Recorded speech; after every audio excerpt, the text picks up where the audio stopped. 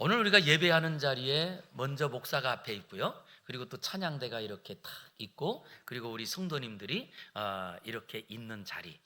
우리가 오늘도 서 있는 위치는 다르다 할지라도 이 예배 자리에 올라온 이유는 우리가 갖고 있는 믿음이 같기 때문에 그렇습니다. 그 믿음이 같다라고 하는 이 믿음에 대한 믿음의 대상을 보았더니, 믿음의 대상은 눈에 보이지 않지만 우리는 모두 하나님을 나의 아버지로 믿습니다. 그뿐만 아니고 또 예수님께서 십자가에서 죽으신 것이 나의 죄를 위한 죽음이시고, 예수님께서 부활하심으로 우리도 부활할 것을 믿습니다 라고 하는 이 신앙의 고백이 같기에 우리가 오늘도 이 자리에 있는 줄 믿습니다. 그런데 우리가 이렇게 믿음의 대상이신 바로 예수 그리스도를 나의 구원자로, 그리고 하나님을 나의 아버지로 믿는다라고 할 때 무엇을 통하여 믿느냐라고 했더니, 그 말씀을 통하여 우리가 하나님을 믿고 예수님을 믿게 되더라는 거예요. 그러기에 우리는 정확하게는 말씀을 믿는 사람들입니다. 말씀을 믿는 사람들, 즉 성경 자체가 신앙의 대상은 아니지만 그럼에도 불구하고 이 성경을 통하여 하나님을 믿게 되고, 그리고 예수님을 믿고 우리의 신앙으로 나가기 때문에 우리에게는 이 성경이 곧 우리의 신앙의 가장 중요한 요소가 됩니다. 그랬더니 바로 바울 사도께서도요, 예수님께서 이 땅에 오신 것과 죽으신 것, 부활에 대한 것을 고린도전서 15장에 보니까 이렇게 우리에게 소개를 합니다. 먼저 성경대로 그리스도께서 우리 죄를 위하여 죽으셨다. 그리고 장사 지낸 바 되셨다가 성경대로 어떻게 해요? 사흘 만에 다시 살아나셨다. 여기에 말씀하시는 이 성경은, 바울 사도가 소개하는 성경은, 우리는 이렇게 성경 한 권, 구약과 신약을 갖고 있지만 바울 사도가 성경이라고 말할 때 그 내용은 구약을 말합니다. 즉 예수님께서는 구약에 약속된 대로, 구약에 기록된 대로 이 땅에 오셔서 우리를 위하여 죽으시고, 바로 예수님께서 성경에 그 구약에 기록된 대로 예수님께서 그 죽음에서 다시 살아나 우리의 구원자가 됐다는 거예요. 그렇기 때문에 실제로 우리가 이 땅 가운데 있는 모든 삶은 무엇으로 우리가 살아가느냐라고 할 때, 우리는 하나님을 믿지만 하나님을 믿는 사람은 성경으로 살아간다라고 해도 과언이 아니더라는 거예요. 그럴 때 성경으로 살아간다라고 하는 말이, 또 다른 말이 성경을 믿습니다라고 하는 고백이에요. 그런데 데살로니가전서 2장 13절 우리 같이 한번 읽어보겠습니다. 시작. 하나님의 말씀을 받을 때에 사람의 말로 받지 아니하고 하나님의 말씀으로 받음이니 진실로 그러하도다. 이 말씀이 또한 너희 믿는 자 가운데에서 역사하느니라. 오늘 본문에 하나님의 말씀을 받을 때 사람의 말로 받지 않고 하나님 말씀으로 받는데, 이 말씀을 믿는 자에게는 역사하는 능력이 있다는 거예요. 그러기에 우리가 왜 이 말씀을 가지고 하나님을 믿느냐라고 했더니 이유는 딱 한 가지입니다. 그 말씀에 기록된 대로 믿는 자에게는 하나님의 역사가 있다는 거예요. 저는 이 시간에도 우리 성도들이 이 말씀을 가지고 나아가고, 말씀을 통하여 믿음으로 인하여 하나님의 역사, 능력이 나타나기를 주의 이름으로 축원합니다. 그랬더니 또 중요한 이야기가요, 말씀의 능력만 나타나는 것이 아니고 그 말씀을 믿는 자는 히브리서 4장 3절에 보니까 저 안식에 들어가는도다, 이렇게 약속하고 있어요. 즉 말씀을 믿으면 이 땅에서 능력으로 살고, 이 땅의 삶이 끝나는 자리에도 하나님 준비한 안식의 자리로 들어간다는 거예요. 무엇을 믿으면요? 말씀을 믿으면. 그래서 저와 여러분은 언제나 말씀이 능력이고, 말씀이 이 땅의 힘이고, 말씀은 이 세상을 떠난다 할지라도 하나님께서 우리에게 주시는 능력의 선물인 줄 믿습니다. 그래서 요한 사도께서도요, 요한 1, 2, 3서를 기록하면서 우리에게 뭐라고 하느냐라고 했더니, 바로 우리의 승리는 이 말씀을 능력으로 믿는 자에게 이 승리가 있다는 거예요. 그렇기 때문에 지금도 이 땅에서 여러 열악한 자리에도 이기는 사람을 보면 그 사람이 무엇을 의지하고 사느냐? 말씀을 그대로 의지하고 살아요. 그 사람이 하나님의 능력을 누리고 살더라는 거예요. 저는 그러기에 저는 오늘 정말 우리가 말씀의 능력을 믿는다면 어떻게 살아야 될까라고 하는 거거든요. 그 중에 어떻게 살아야 할까라고 할 때 어떤 긍정적인 것도 우리에게 굉장히 중요하지만 이미 우리가 살고 있는 것을 한번 돌아보면서 우리 안에 말씀의 능력을 믿는다고 하는데 실제로는 우리의 삶에서 그 말씀의 능력대로 살지 못하는 일들이 뭔지 이것을 한번 좀 점검해보고 가는 시간들이 필요한 것 같습니다. 왜냐? 사실 오늘 우리는 그 말씀의 능력을 믿기 때문에 올라와서 내가 하나님의 이 성경을 하나님 말씀으로 믿습니다. 이 말씀으로 하나님께서 우리에게 선물도 주시고 이 말씀에 기록된 대로 예수님이 우리의 구원을 주신 거 믿습니다. 이거잖아요. 믿습니까? 좀 약해지네요. 진짜 이 성경이 하나님 말씀인 거 믿으시나요? 자, 그러면 한번 생각을 해볼게요. 믿는다면, 요게거든요. 믿는다면 그 다음에 믿음은 행동을 수반하거든요. 행동을. 그럴 때 이 행동이 어쩔 수 없이 억지로 나와야 되는 걸까요? 아닙니다. 믿으면요 저절로 나오는 거예요. 그러게 사도행전 1장에서 또 이런 말을 합니다. 오직 성령이 너희에게 임하시면 너희가 권능을 받고 예루살렘과 온 유대와 사마리아 땅 끝까지 이르러 내 증인이 되리라. 자동사예요. 되리라.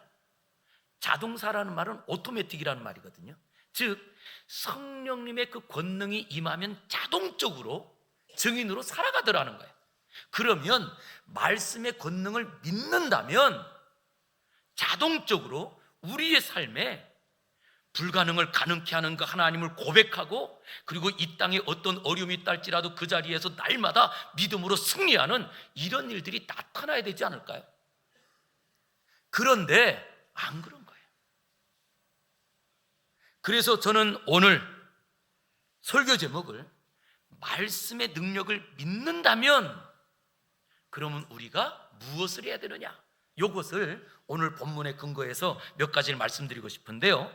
말씀의 능력을 믿는다면 첫 번째 우리 한번 따라하겠습니다. 낙심하지 말아야 합니다. 낙심하지 말아야 합니다. 사람이 낙심하는 일들이 있어요, 없어요? 낙심할 일들이, 그 중에 낙심할 일들이 많을까요, 적을까요? 많은 것 같아요. 그런데 오늘 본문 한번 보겠습니다. 자, 오늘 본문 1절 같이 읽겠습니다. 시작. 그러므로 우리가 이 직분을 받아 긍휼하심을 입은 대로 낙심하지 아니하고 낙심하지 않는데 누구가 라고 했더니 우리가. 그런데 우리는 누구냐? 이 직분을 받았다면, 이 말이 이 직분을 받았다면. 그런데 그 직분이라는 것은 말씀에 관계된 직분이거든요. 어떤 분들은 말씀에 관계된 직분은 목사만 받았다, 그러니까 목사가 말씀을 전한다, 이렇게 생각을 하세요. 그런데 그렇지 않고요, 우리 성도들이 성도가 된 것도 말씀에 근거하여 성도가 된 겁니다. 그리고 우리가 교회에서 얻은 모든 집사, 권사, 장로 이 모든 직분도 그 말씀에 근거하여 이 직분을 얻은 겁니다. 그렇기 때문에 우리가 교회 안에서 얻은 모든 성도요, 그리고 또한 우리가 이 땅에서 교회 안에서 얻은 직분이라는 것은 말씀에 근거한 직분이요, 그리고 이 말씀에 근거한 직분은 말씀을 믿음으로 얻은 직분이란 말이에요. 말씀을 믿음으로 얻은 직분. 그렇다면 말씀으로 이 직분을 얻은 사람이라면 낙심하지 말아라, 이렇게 말하는 거예요. 낙심하지 말아라. 그런데 바울 사도가 낙심한다 라고 하는 이 말을 오늘 고린도 후서 4장에 3번을 써요. 3번을. 그 두 번째가 8절입니다 8절 또 읽어보겠습니다. 시작. 우리가 사방으로 우겨쌈을 당하여도 쌓이지 아니하며 답답한 일을 당하여도 낙심하지 아니하며 예. 낙심하지 않는데 언제 낙심하지 않느냐? 사방으로 우겨쌈을 당하고 답답한 일을 당해도 낙심하지 않아야 된다. 그리고 다시 한번 16절은 말합니다. 그러므로 우리가 낙심하지 아니하노니 겉사람은 낡아지나 우리의 속사람은 날로 새로워지도다. 그랬더니 실제로는 이 말씀 안에서 우리에게 바울 사도가 당부하는 것은 말씀을 믿는다면 낙심하지 마십시오. 우리의 삶의 사방으로 우겨싸는 일들이 있다 할지라도 낙심하지 마시고, 답답한 일을 만나도 낙심하지 마시고, 아니 내가 비록 점점 내가 나이가 들어서 이제 주름도 생기고 점점 내가 육신이 약해진다 할지라도 오히려 우리의 속사람이 점점 새로워지게 낙심하면 안 됩니다. 이렇게 말하는 거예요. 자, 우리도 한번 인사합시죠. 인사. 옆에는 낙심하지 맙시다. 다시 한번 인사하죠. 제발. 딱 두 글자만 하면 뭔 말인지 알죠? 제발. 그러면 뭐 하지 말자고요? 낙심하지 말자고요. 낙심이라는 말이 뭐냐? 낙심이라고 하는 이것을요, 이 낙심은 우리의 갖고 있는 복음의 능력을 제대로 나타나지 못하게 막는 장애물이에요. 장애물. 왜 우리에게 하나님의 능력이 나타나지 않느냐? 나는 하나님의 말씀을 누구보다도 확실하게 신뢰하는 것 같은데 왜 내 삶에 능력이 나타나지 않지? 이유가 낙심이라고 하는 장애물이 우리 그 능력을 막고 있는 거예요. 그랬더니 낙심이라는 이것은요, 이런 뜻입니다. 자기 생각대로 되지 않아서, 자기 뜻대로 되지 않아서 하나님께 두었던 소망을 중단한다, 멈춘다, 이런 말이에요. 무엇을 멈추어요? 하나님께 두었던 소망을 멈춘다. 그랬더니 이 낙심할 때 제일 중요한 것이 중단하는 거잖아요. 지금까지 하나님을 바라보고 하나님께 소망을 두고 말씀을 읽을 때마다 이 말씀에 나하고 다르고 내 삶과 다른 것들이 나타날 때마다 이런 일들이 나에게도 일어나길 원합니다. 소망하는 일들이 내 마음에서 어떻게 됐다고요? 멈추었다. 그리고 나면 말씀을 읽을 때 그 말씀이 감동이 될까요? 안 돼요. 그냥 성경은 성경이고 나는 나가 돼요. 저는 이 시간에도 그런 분들이 있다고 생각이 되죠. 그러다 보니까 그 사람들은요, 행동에 유형이 있는데 성경을 별로 중요시 여기지 않아요. 왜? 이미 성경에 약속한 그 약속의 내용들이 나한테 소망이 안 되거든요. 그러면 성경에 소망이 없고 성경에 이 기대가 없으면 그 다음부터 신앙생활을 어떻게 할까요? 우리의 신앙생활은 말씀대로 신앙생활하는 건데 말씀에 대한 소망이 끊어지는 순간, 그랬더니 자기 생각대로 신앙생활하고요, 그리고 다른 사람들이 하는 이야기 갖고만 신앙생활하려고 그래요. 그건 신앙생활이 이미 아닙니다. 자기 생각 갖고 신앙생활하는 게 하나님 믿는 거 아니죠? 자기 믿는 거잖아요. 그럼 다른 사람들의 말로 신앙생활하는 것은 그 사람이 하나님인가요? 그것도 아닌 거예요. 그런데 그게 이미 우리 안에 너무 깊숙이 내려왔는 거예요. 그랬더니 실제로 낙심하면서 이제 모든 것이 하나님께 대한 소망이 중단했더니 소망하기를 중단합니다. 움직이는 것도 중단합니다. 책임 감당하는 것도 중단합니다. 헌신하는 것도 중단합니다. 사명 완수한다는 생각도 아예 안 하고 살아갑니다. 그랬더니 낙심이 왜 무섭냐면요, 낙심한 사람은요 아무것도 안 하고 그것이 무엇을 만드느냐? 그 다음에 낙심하면요 밥도 못 먹어요. 왜 그러냐? 밥을 먹으면 이 몸이 움직여야지 이게 소화를 하잖아요. 그런데 낙심이 들어오면요 장기들이 움직이지 않습니다. 소화도 안 되고요.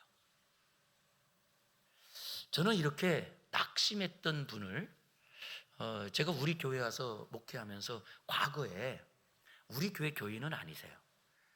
그런데 우리 교회 교인은 아닌데 좀 목사님한테 상담을 받고 싶다고 해서 중년의 여자분하고 남자분이 찾아오셨어요. 그래서 들어오시라고 그래서 이제 상담을 하는데 여자분하고 남자분이 부부가 아니고 누나하고 동생이더라고요. 남동생. 근데 이 누나는 신앙생활을 열심히 하시는 권사님인데, 이 동생이 결혼해서 딸까지 있었는데, 그런데 그 아내가 신천지에 빠진 거예요. 그리고 신천지에 빠진 후에 그 다음에 딸까지도 신천지로 데리고 간 거예요. 그래서 이 아내하고 딸을 어떻게 하든지 좀 그 신천지에서 빼내려고 하는데, 결국 이 아내하고 그리고 딸이 우리는 신천지에서 계속 살겠다고 하면서 이혼 소송을 해서 이혼이 된 거예요. 그리고 자기 재산의 많은 부분을 그 아내한테 다 주게 된 거예요. 이 남자분이요, 젊었을 때 이 특전사를 다녀온 분이더라고요. 그럴 정도면 얼마나 그 군에서 훈련하면서 얼마나 강한 훈련을 하고 정신력도 얼마나 강할까요? 그런데 낙심이 되니까 여러 번 죽으려고 한 거예요. 그래서 제가 물어봤어요. 그 요즘은 어떠세요? 그랬더니 살고 싶지 않아요. 그런데 이렇게 낙심이 되니까 그 다음 또 하나가 문제가 생겼는데, 그 분한테 자꾸 이상한 솔리가 들린대요. 그래서 이분이 뭐라고 하냐면, 나는 하나님의 통역사입니다, 그렇게 말하는 거예요. 그러면서 자기가 가만히 있으면 하나님이 자기한테 말해준다는 거예요. 그리고 말해주는 것을 내가 그래서 목사님한테도 얘기하고 싶다고. 그래서 아니 하지 마시라고. 근데 어디서부터 그게 시작된 줄 아세요? 낙심하면. 이 낙심이 얼마나 무서운 건지. 그런데 우리는 이미 낙심하는 것들이, 아까도 제가 질문 드렸잖아요, 많아요. 그럼 이미 낙심하고 좌절하고 절망하는 것이 우리한테 있다면, 그런 자리에 우리가 진짜 말씀을 읽으면서 그 말씀이 소망이 되는가? 라고 했더니 그것이 소망이 되지 않고, 말씀은 읽어도, 그리고 그냥 이 설교 시간에 설교를 들으면서도 그건 그냥 목사님 하는 얘기고요, 나는 나고요. 그 태도가 왜 그런 줄 아세요? 이미 내 마음에 낙심이 이미 굳어진 거예요. 그 증거들입니다. 실제로 그 하나님 말씀에 대한 소망이 있고 하나님에 대한 믿음이 확실하다면, 말씀을 들을 때 내 마음이 좀 염려가 있다 할지라도 그 말씀을 붙잡고 일어나요. 소망이 생겨요. 그런데 낙심한다라고 하는 것은 하나님께 두었던 소망을 멈춘다. 그러기에 바울 사도가 뭐라고 하느냐? 갈라디아서 6장 9절은 말합니다. 우리가 선을 행하되 낙심하지 말지니 포기하지 아니하면 어떻게 돼요? 때가 참에 거둔다는 거예요. 분명히 하나님께서 약속하신 것은, 우리가 알지 못하는 시간에 하나님의 약속은 반드시 이루어지는 줄 믿으시기 바랍니다. 그러나 낙심하는 순간 우리가 아무것도 하지 못하고, 그리고 활동도, 우리의 신앙도 멈추고 사명도 사라지잖아요. 그럼 멈춘다, 이게 끝나는 줄 알았더니 안 그런 거예요. 신기한 일이 벌어집니다. 그랬더니 낙심할 때 하나님을 향한 소망이 멈췄잖아요. 그러면 뭐가 생길까요? 그 다음부터는요, 하나님에 대한 소망이 멈추는 순간 하나님을 향한 원망과 불평이 생겨나요. 그것이 이스라엘 백성들의 이야기입니다. 그래서 이스라엘 백성들이 출애굽했을 때 이야기입니다. 먼저 출애굽하기 전에 그들이 다시 한번 광고 드려야죠. 이제 이번 주 월요일부터 출애굽기가 새벽 예배 때마다 또 읽기 시작합니다. 우리 성도님들 새벽 예배 때마다 이제 출애굽기를 읽기 시작하는데, 출애굽 백성들이요, 그 땅에서, 애굽 땅에서 나올 때는 하나님에 대한 소망이 넘쳐났어요, 막.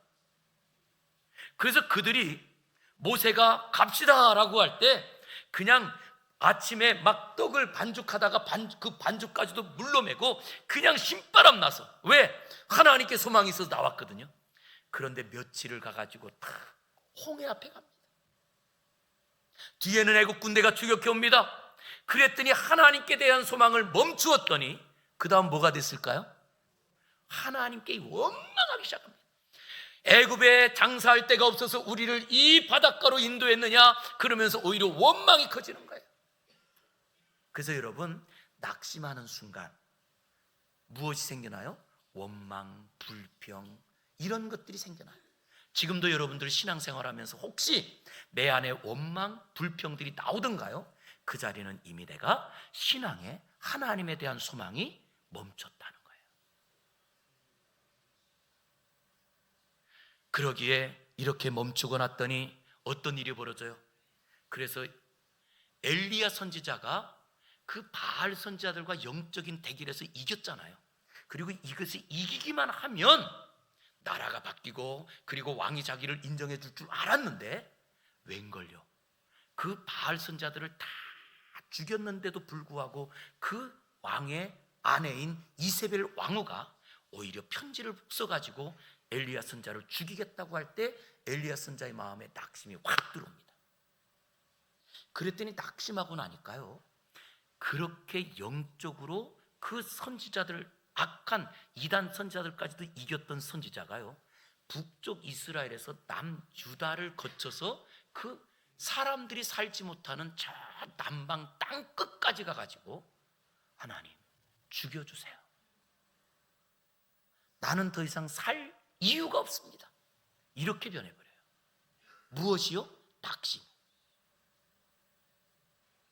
지금도 우리가 신앙생활을 오래 했다 할지라도 낙심하는 순간 우리의 삶에 무슨 말씀을 들어도 그 말씀에 대한 소망들이 사라져요. 그럼 소망이 사라지는 것을 끝나는 줄 알았더니 웬걸요? 불평, 원망, 그리고 오히려 그 자리에서 난 더 이상 살 이유가 없다고 이렇게 변해버리는 거예요. 아마 오늘 말씀 들으면서도 내 안에 이 낙심들이 나를 이렇게 만들었구나 생각되고 깨달아지는 분들이 계실 거예요. 그럴 때 중요한 게 있습니다. 낙심을 이기는 방법. 낙심을 어떻게 이기죠? 하나님 말씀으로. 말씀 안에 있는데요, 답이 있어요. 진짜 누가복음 18장 1절인데요 제가 한번 읽어드릴게요. 그냥 누가복음 18장 1절이에요 항상 기도하고 낭망치 말아야 될 것을 저희에게 비유로 말씀하여. 그런데 이게 비유로 말씀하기 전에 이미 뭐라고 하셨느냐? 낙심하지 말아야 될 것을, 무엇하면 낙심하지 않느냐? 항상 기도하면 낙심하지 않는다는 거예요. 항상 기도하면. 그래서 기도가 너무나 중요합니다. 그러기에 성경은 말합니다. 항상 쉬지 말고 기도해라. 이것을 우리가 다른 말로 말하면 무시로 어느 때든지. 그랬더니 기도는 꼭, 어떤 분들은 기도를 이렇게 생각해요. 눈을 감아야지만 기도라고 생각해요. 그래서 기도 시간에 눈 뜨면 큰일 나는 줄 알아요. 그렇다고 또 기도 시간에 다 눈 뜨지 마세요. 기도할 때 눈 감는 이유는 더 그 기도에 집중하려고 눈을 감는 것 뿐이지, 그 기도하는데 눈을 감았다고 기도고 눈을 떴다고 기도가 아닌 건 아니에요. 기도는 뭐가 기도냐? 내 힘으로 안 되는 것을 해달라고 요청하는 걸 기도라고 합니다. 내 힘으로 못하는 것이 많이 있잖아요. 오늘도 아침에 일어났더니 제가 자꾸 이 머리가 조금 미열이 좀 있고 그리고 좀 목이 조금 칼칼한 것 같아요. 그러니까 제 마음에 어떤 생각이 들까요? 감기가 오나? 이 생각이 들잖아요. 그러면 제가 하는 게 뭘까요? 첫 번째 하는 게 하나님, 나 설교해야 되는데 설교 끝날 때까지만 해라도 열 안 나게 해주세요. 이런 기도하는 거예요. 왜? 이거 내가 못하지만. 그런데 지금까지 괜찮아요. 지금까지 괜찮아요. 사실 이번 설 명절에도 저희 이제 어머니가 파주에 계셔서 파주에 이제 어머니 그리고 이제 그 교회는 매형이, 넷째 매형이 이제 개척하고 지금까지 있는데 성도들이 그렇게 좀 적어서 어머니가 그곳에서 같이 이제 막내 누님이랑 있는데, 막내 누님이 벌써 암 수술을 3번 하고 이번에 4번째 했어요. 근데 이번에 4번째 한 암 수술은 첫 번째 그 암 수술이 유방암 수술이었는데, 그래서 한쪽 유방을 이제 도려냈어요. 그리고 벌써 10년 이상이 지났어요. 그런데 또 한쪽 가슴에도 또 암이 생긴 거예요. 그런데 이 암은 지금 나와 있는 어떤 항암제로 치료가 안 되는 암이래요. 어떻게 낙심될까요? 안 될까요? 그 누나가, 누나가 이제 수술하고 지금 요양병원에 있는데, 그래도 이제 명절이라고 같이 왔어요. 근데 누나가 이제 모자를 쓰고 왔는데, 모자가 이렇게 이제 손 뜨개질로 한 모자였거든요. 쓰고 왔는데 와가지고 들어오면서 하는 말이, 머리가 너무 시원해서 좋아 그러더라고요. 그래서 왜 누나 그랬더니, 빨래를 했는데 그 모자가 안 마른 거예요. 안 마른 거예요. 그런데 그 모자를 쓰고 오니까 머리가 자꾸 열로 나는데, 그걸 쓰고 왔더니 시원해서 좋다는 거예요. 그러면서 탁 하고서 모자를 탁 벗는데 머리가 하나도 없어요. 그래서 우리 가족 사진이 같이 찍었는데, 그래도 사람이 신기한 게 하나 있습니다. 낙심하는 순간요, 밥맛도 없고요, 낙심하는 순간 정말 우리의 삶이 왜 이렇게 괴로운지. 그런데 낙심하지 않고, 그래 하나님께서 고쳐주실 거야 라고 생각하는 순간 밥맛도 있고요, 그 일들을 이기더라는 거예요. 이만큼 중요한 게 낙심하지 않는 거예요. 그런데 낙심하지 않으려면 방법이 뭐라고요? 아주 쉽습니다. 기도하시기 바랍니다. 정말 이게 얼마나 중요한지 몰라요. 그래서 여러분들, 내 마음 가운데 혹시 가정을 보면서 아니면 누구를 보면서도 원망할 일이 생기고 불평할 일이 자꾸 일어나나요? 이유는 뭐냐? 내 마음의 소망이 끊어졌기 때문입니다. 그런데 그 자리에 무엇만 하면 되느냐? 기도하기만 하면 하나님께서는 어떤 일을 주시느냐라고 했더니, 그 뒤에 누가복음 18장 뒤에 이야기예요. 예수님 비유로 말씀하십니다. 어떤 억울한 일을 만난 과부가 있었는데, 이 과부는 재판장의 어떤 법으로 고소할 수도 없고, 그 당시에 여자기 때문에 어떤 이 억울한 일을 누구한테 하소연할 수 없는 여자였다는 거예요. 그런데 이 사람이, 그래도 이 문제를 해결할 사람은 재판관밖에 없으니까 그 마을에 그 재판장에게 찾아갑니다. 그런데 이 사람은 불의한 재판장인 거예요. 그럴 때 여러분, 불의한 재판장이란 말이 뭔지 아세요? 돈 받고 재판해 주는 사람이라는 말이에요. 그 뜻이. 그런데 이 억울한 누명을 쓴 과부는 돈이 없어서, 그런데 뭔가 돈도 낼 것도 없고, 그렇지만 자기의 억울한 것 때문에 늘 가가지고 이 재판장 집에 가가지고 이 억울한 일을 좀 도와달라고 밤낮으로 얘기한 거예요. 그랬더니 성경에 뭐라고 기록됐냐면요, 내가 법으로 따졌을 때는 이 사람을 도와줄 일이 아무것도 없지만, 내가 괴로워서 안 되겠다. 그래서 그 불쌍한 과부의 억울한 것을 해결해 주었다는 거예요. 할렐루야. 무엇이요? 기도가. 이 여인이 그 억울한 일을 만나고 자기는 재판을 할 수도 없으니 낙심할 수 있는 자리잖아요. 그러나 포기하지 않고 오히려 끝까지 매달리고 끝까지 기도했더니 우리 하나님께서 그 억울한 일들을 다 바꾸어 주시더라는 거예요. 할렐루야. 저는 우리 사랑하는 모든 성도님들이 말씀의 능력을 믿는다면 낙심하지 않고 기도하는 성도가 되기를 주의 이름으로 축복합니다. 자, 우리 한번 옆에 있는 분 기도합시다. 다시 옆에 있는 분에게 인사 한번 하겠습니다. 기도합시다. 정말 기도가 우리의 낙심을 이깁니다. 두 번째, 말씀의 능력을 믿는다면 어떻게 살아야 돼요? 안과 밖이 똑같아야 됩니다. 자, 질문 하나 드릴게요. 우리 성도님들은 안과 밖이 똑같아요? 달라요? 크게 이렇게 말하면 그런데 우리는요, 이미 태어날 때부터 안과 밖이 달라요. 그래서 이미 안과 밖이 다른 건 정말 자연스러운 인생입니다.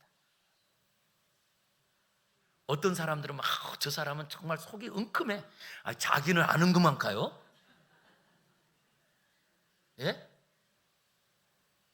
실제 나를 낳아준 부모님과 그리고 자녀 사이에도요, 어때요?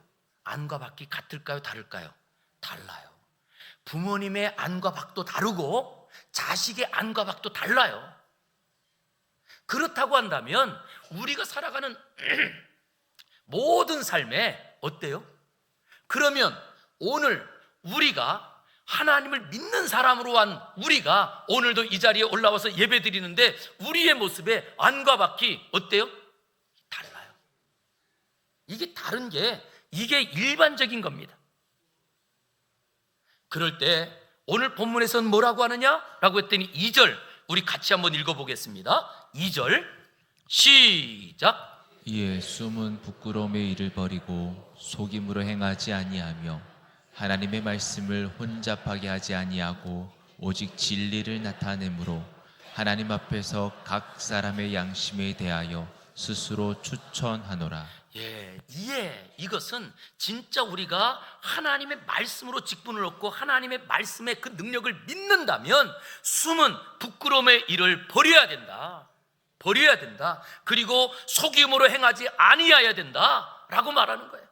그랬더니 실제로 우리가 이 땅을 살아가면서 숨은 부끄러움이라고 하는 것은 어떤 거냐라고 했더니 있지도 않으면서도 있는 척하는 위선. 이것이 바로 숨은 부끄러움을 우리가 감추고 나는 신앙이 있다. 내가 정말로 가정에서는 늘 불행한데도 나는 행복하다. 이게 숨은 부끄러움인 거예요. 그렇게 숨은 부끄러움을 갖고 위선적으로 행동하는 그 위선이 그 다음에 무엇이 되느냐? 위선의 두 번째가 속임이 됩니다. 그리고 속임으로 인하여 그 다음에는 우리의 말이 거짓말이 되고요, 그 다음에 우리가 하는 행동들이 거짓 행동으로 나오게 되는 거예요. 그래서 여러분, 거짓말이 나오기까지, 거짓 행동이 나오기까지는 무엇이 있느냐? 그 가장 내면에 숨은 부끄러움을 내가 감추고 사는 거예요. 그랬더니 감추고 사는데 살려고 했더니 뭐 해야 돼요? 감추고서는 뭔가 말을 해야 되는데 속여야 되잖아요. 이런 일들로 말미암아 우리가 이 땅을 살아가면서도 실제로 하나님의 능력, 이 능력을 믿는다고 하는데 우리의 삶에는 늘 이중적으로 살아가는 거예요. 그랬더니 우리가 이 땅을 살아가면서 이중적으로 살아가는 내 속에 욕심이 있고 그리고 내 안에 내 생각과 그리고 겉으로 하는 것이 다를 때 이것이 또 다른 말로 말하면, 다른 말로는 사기치고 사는 거예요. 사기치고 사는 거예요. 그럴 때 있는 이야기입니다. 사기를 칠 때. 자, 사기를 치는 게 좋은 거예요? 나쁜 거예요? 나쁜 거죠. 그런데 왜 우리는 속과 겉이 다르게 살죠? 나쁜 거 하면서. 저를 한번 다 똑똑히 봐보세요. 괜히 저보는 것도 괜히 그런가요? 이 사람이 그렇잖아요. 내 안에 갖고 있는 것과 겉이 다른 거예요. 그런데 왜 사기를 치느냐라고 했더니 이유가 있어요. 사람들이 사기를 칠 때에는요, 사기에서 성공했을 때 오는 이득이 클까요? 작을까요? 사기를 쳤을 때 오는 이득이 크기 때문인 거예요. 그러니까 사기를 쳐요. 만약에 여러분 혹시 사기를 쳐서 얻는 이득보다 내가 열심히 직장상에서 얻는 이득이 많다면 사기칠 사람이 있을까요? 없죠. 사기칠 생각 안 하고 직장 가죠. 왜? 직장 가는 게 훨씬 이득이니까. 그런데 그것이 아닌, 내가 직장 다니고 내가 노력하는 것보다 거짓말하고 사기를 치는 게 훨씬 더 나에게 이익이 많기 때문에 거짓말하는 이런 사기꾼들이 생기는 거잖아요. 그런데 이게 물질만이 아니고 우리의 신앙생활도 마찬가지더라는 거예요. 신앙생활도 하나님 말씀을 철저히 따라가서 얻는 이익보다 하나님 말씀을 믿습니다 라고 말하면서도 내 마음에 갖고 있는 내 생각, 내 뜻대로 하는 것이 더 많은 이득이 있다고 사탄이 거짓말하는데 그걸 믿고 살더라는 거예요. 그랬더니 어떻게 살아요? 말씀을 믿습니다 라고 말하면서 말씀 절대 안 믿어요. 진짜 이거 이렇게 치고 싶어. 그리고는 겉으로 말해요. 말씀이 능력이라고. 그리고 살았더니 실제 무엇이 사라졌느냐? 하나님의 능력이 사라지더라는 거예요. 왜? 우리에게 진짜 중요한 것은요, 내가 말씀을 믿느냐 안 믿느냐 이것보다 중요한 것이 하나님의 은혜가 있어야 살고 하나님의 능력이 있어야 살지 않나요? 그런데 그 하나님의 능력과 은혜가 오려면 말씀을 그대로 따라가야 되거든요. 그래서 성경은 뭐라고 하느냐? 이 말씀을 읽고 듣고 지키는 자에게 이 복이 있느니라. 이렇게 말씀했거든요. 그런데 우리의 삶을 다시 한번 돌아보시기 바랍니다. 진짜 말씀대로 살려고 하는가, 아니면 말씀을 믿습니다 라고 말하면서도 내 생각대로 살려고 하는지. 그게 더 크지 않나요? 그게 바로 영혼의 사기 아닐까요? 그래서 여러분, 목사를 위해서 기도해 주셔야 됩니다. 목사가 영혼의 사기꾼이 되지 않도록 말씀을 하고 그 말씀대로 살아가는 목사가 그러기 위해서 뭐가 필요한 줄 아세요? 오늘 본문에 소개된 말인데요, 바울 사도가 뭐라고 하느냐, 이에 숨은 부끄러움의 일을 버려라. 속임으로 행하지 않아야 된다. 이러기 위해서 애써야 된다는 거예요. 노력해야 된다는 거예요.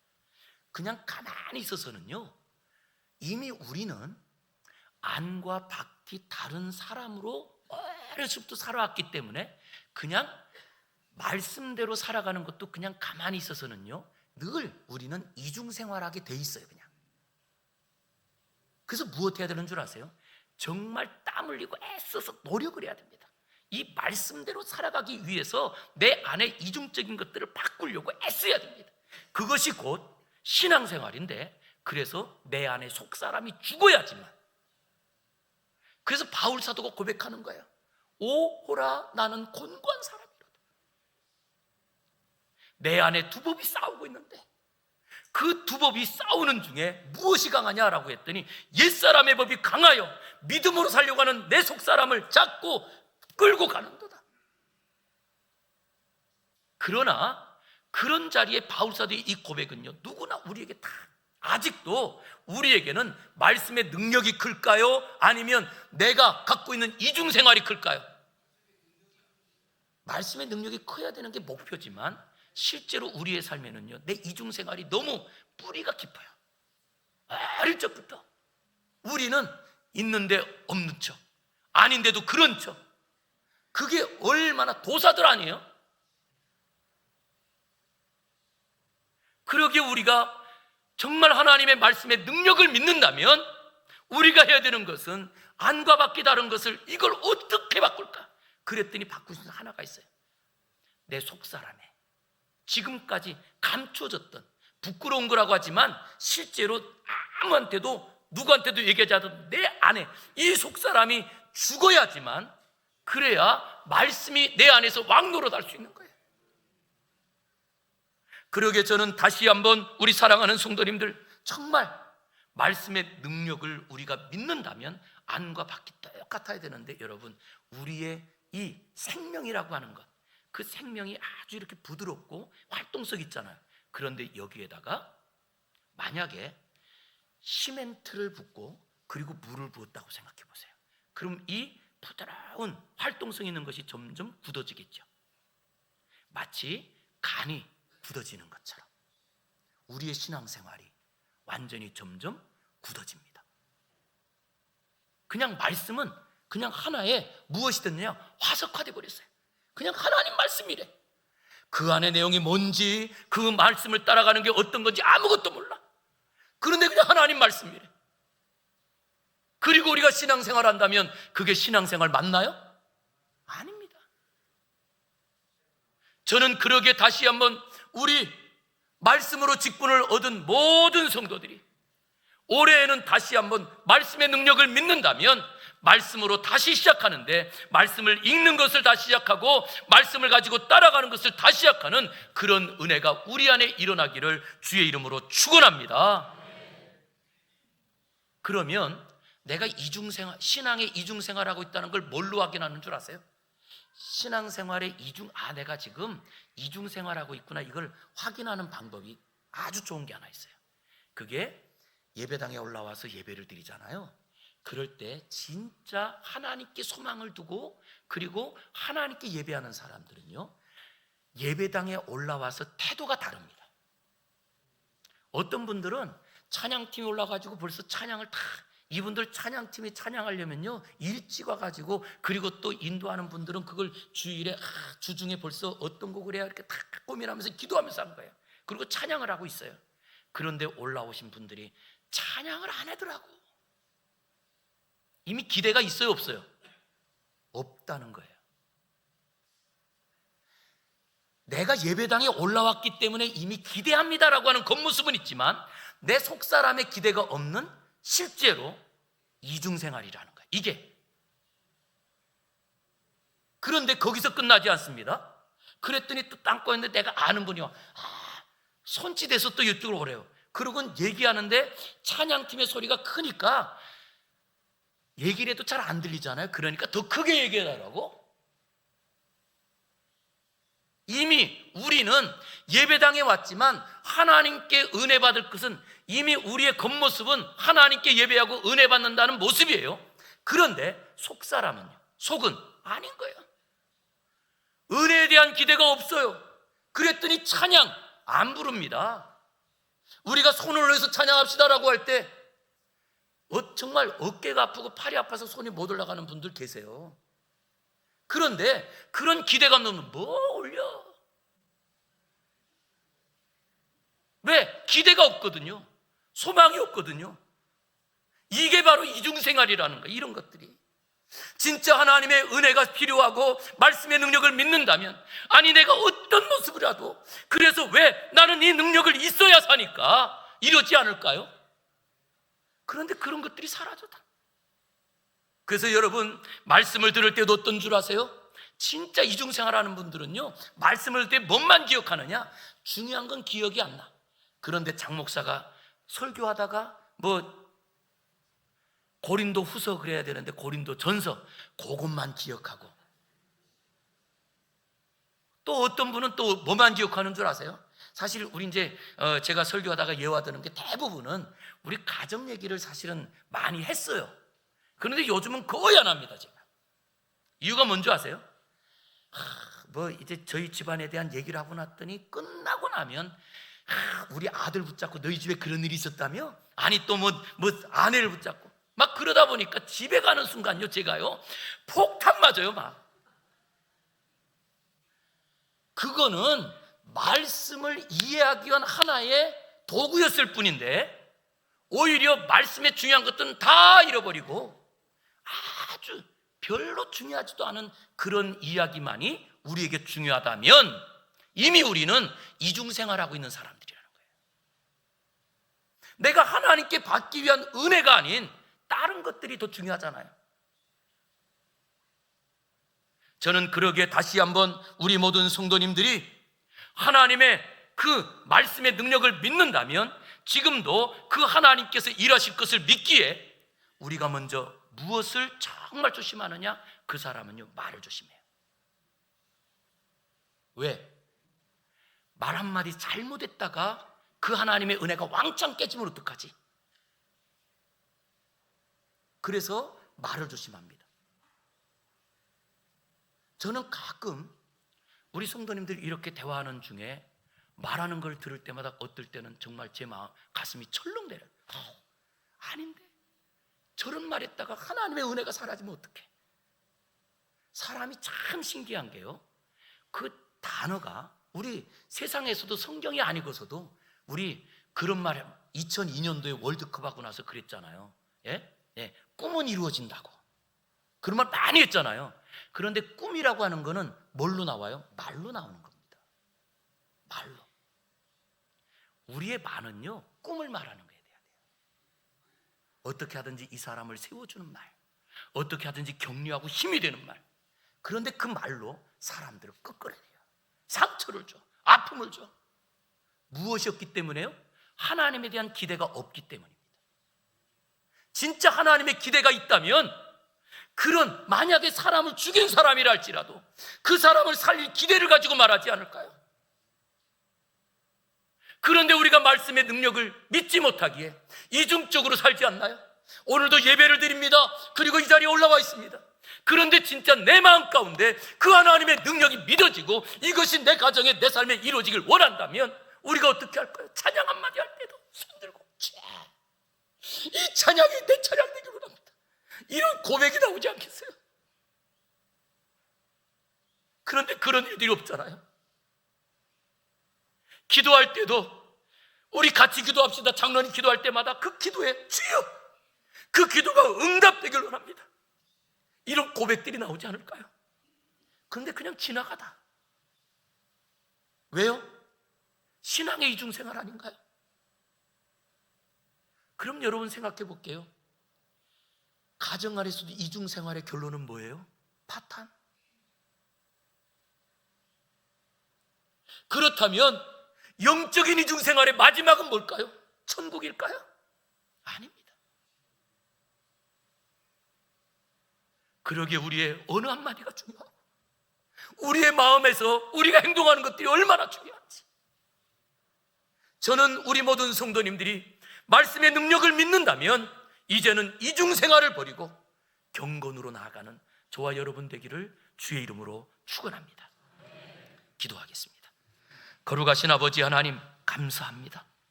오늘도 우리가 하나님의 말씀을 믿는다고 하면서도 우리 안에 일어나고 있는 모든 불신앙을 그저 괜찮은 것처럼 습관적으로 살았던 우리의 삶을 주여 고백합니다. 주여, 내 안에 믿음 없음을 주여 불쌍히 여겨 주시옵소서. 하나님 말씀을 능력으로 믿게 하시고 이제는 그 말씀을 믿기 때문에 주여 우리의 어느 한마디도 소중히 하며 오직 주님 앞에서 걸어가게 하시고 이제는 낙심과 염려하는 일들을 끊어버리고 소망으로 일어나게 하여 주시옵소서. 예수님 이름으로 기도 올리옵나이다. 아멘.